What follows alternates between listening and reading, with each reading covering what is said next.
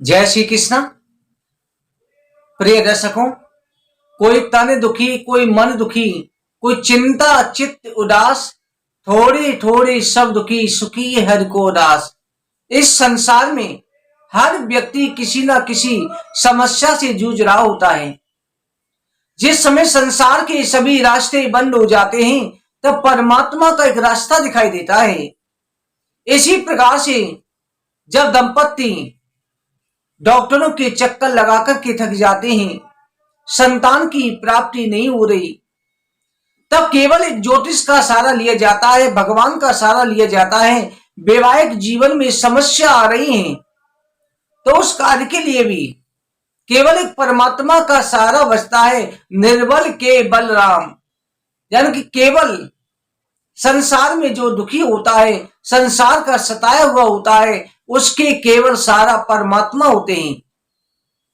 अगर आप अपने जीवन में संतान सुख से वंचित हैं, या जिन लड़का लड़की के वैवाहिक जीवन में विवाह होने में रुकावट आ रही है, बात बनते बनते बिगड़ जाती है, तो आज का जो उपाय है ये वैवाहिक सुख कराने के लिए भी और साथ में संतान सुख प्राप्ति के लिए भी, और जिनके पहले से पुत्री हैं उनको पुत्र प्राप्ति की इच्छा के लिए भी है।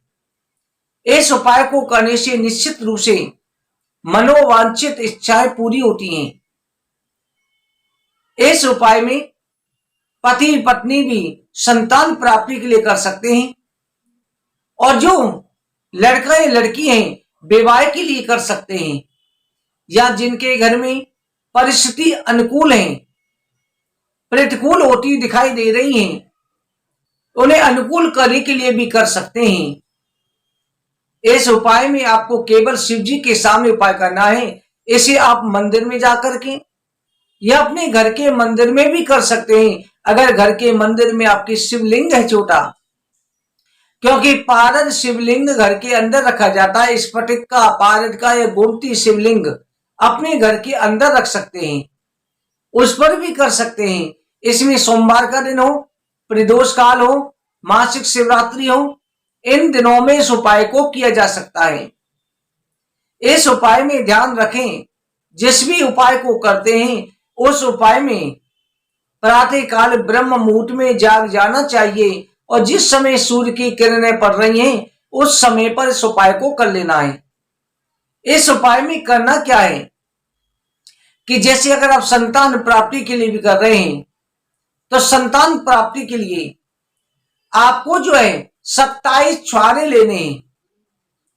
27 छुआरे लेकर के पत्नी हो या पति हो, कोई भी मंदिर जाए तो ध्यान रखें घी का दीपक साथ में लेके जाना है। 27 छुआरे लेके जाने हैं। सबसे पहले मंदिर जाकर के भगवान के मंदिर की दरवाजे पर, देली पर जहाँ शिवलिंग बना होता है, शिवलिंग की चारों तरफ देली होती है, उस देली पर घी के दीपक को जलाना है। घी शुद्ध होना चाहिए। आजकल जो नकली घी मिल रहे हैं, नकली घी का प्रयोग ना करें। हाथ से चला हुआ घी हो या शुद्ध किसी भी, जैसे पतंजलि आदि किसी भी ब्रांच का जो शुद्ध घी है उस घी का प्रयोग करें। घी का दीपक जलाना है, और घी का दीपक जला करके भगवान शिव जी की, गणेश पार्वती की, पूरे शिव परिवार की पूजा करनी है। पूजा करने के बाद में 27 छुआरों को ओम नमः शिवाय का जाप करते हुए भगवान शिव जी के शिवलिंग के पास स्थापित कर देना, उन्हें रख देना है।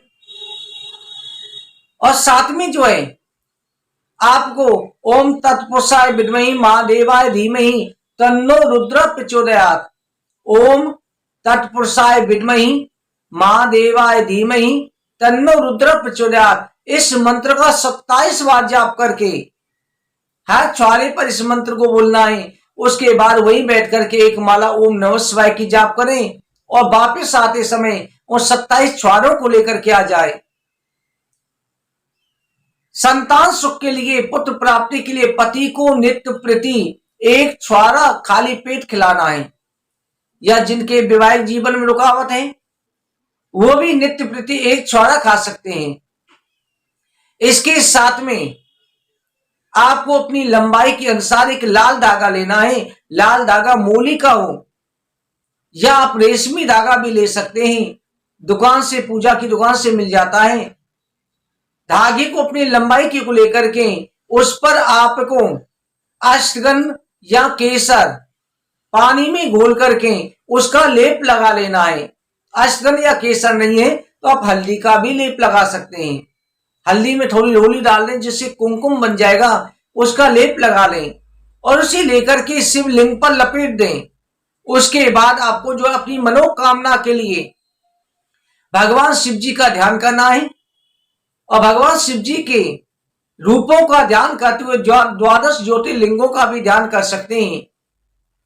या आप ओम नमः शिवाय का एक माला जाप करके उस धागे को अगर संतान प्राप्ति के लिए कर रहे हैं, पुत्र प्राप्ति के लिए कर रहे हैं तो कमर में बांध लें। विवाह के लिए है तो अपने सीधे हाथ में बांध लें। उस धागे को बांध लेना है। केवल इस उपाय को करने से निश्चित रूप से मनोवांछित इच्छाएं पूरी हो जाती हैं, हर प्रकार के कार्य सिद्ध हो जाते हैं। इन उपाय को आप जरूर करें। बाकी और भी उपायों की जानकारी हम चैनल के माध्यम से डालते रहते हैं, उसे आप अवश्य सुनें और साथ में नित्य प्रति हरिवंश पुराण कथा का श्रवण अवश्य करें। आगे की वीडियो में जानकारी के साथ मिलते हैं। आप सभी को जय श्री कृष्ण।